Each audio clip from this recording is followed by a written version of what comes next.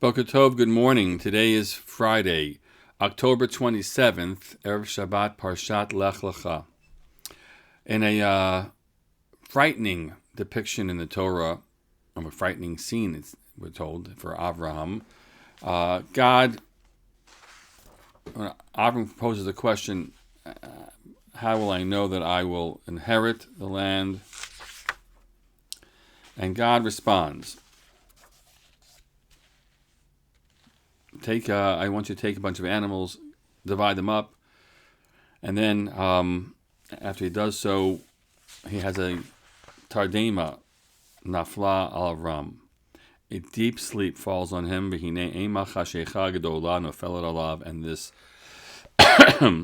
frightening darkness falls upon him, and God goes on to tell him about all the exiles that they will experience first in Egypt, and then symbolically through the other animals who are there. And then he concludes with all that. Bayomahu karat Adonai Avram brit lemor.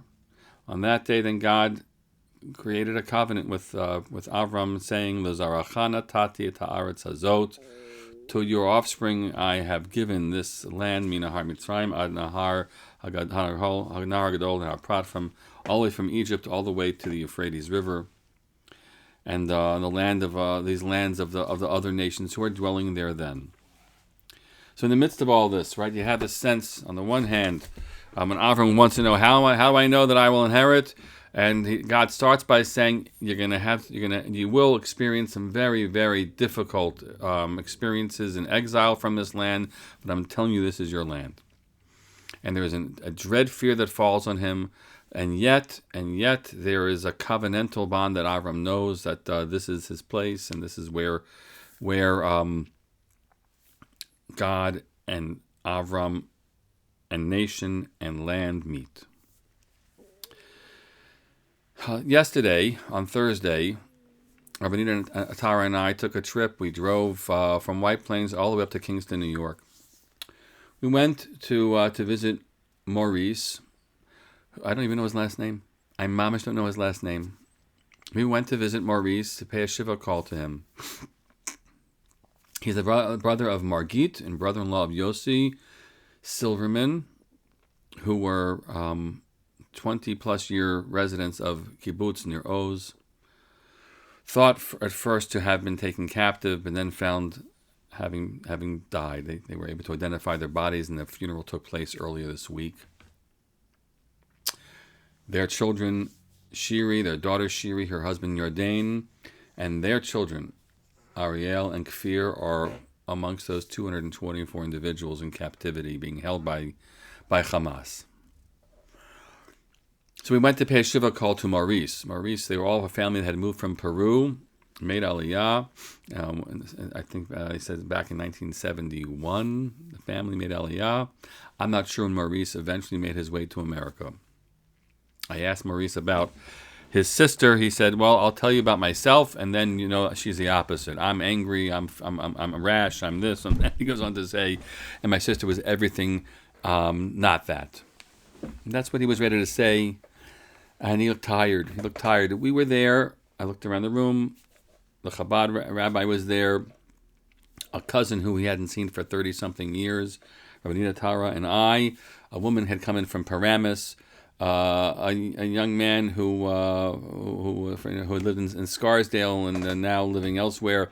He showed I think in New Jersey, and one or two and one or two other people were in and out. And Maurice was saying, this is a quiet day. Yesterday he had hundreds of people there. We know some schools were there yesterday. Baruch Hashem, a very beautiful thing.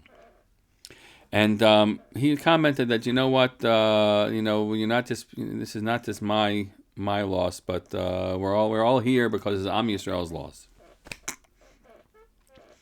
And he's right. That's what it was.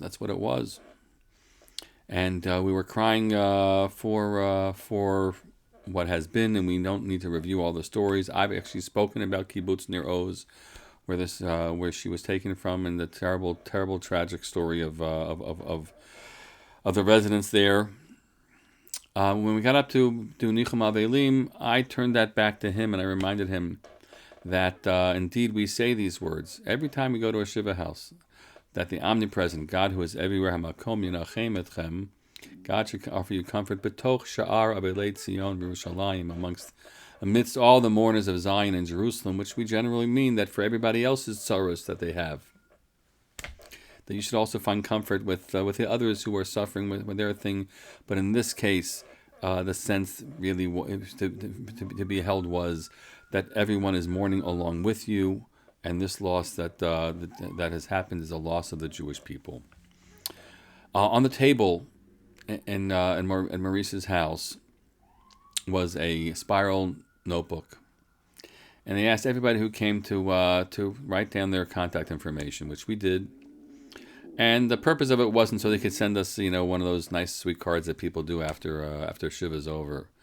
Instead, he said he wants to have everybody's name so that, God willing, there'll be times that we will be able to celebrate, and he would like to invite us to come and to celebrate whatever God willing, the release of his niece and nephew and their children, and to be able to celebrate again as a Jewish people, that we'll grieve as a Jewish people.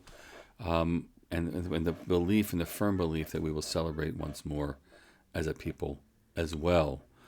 Ken Yehi Ratzon, Shnei Rebbe Nechamat Tzion, that we'll be able to see the comforting of Zion and to celebrate Am Yisrael, Chai V'Kayam, the people of Israel lives and thrives. Wishing you all a Shabbat Shalom.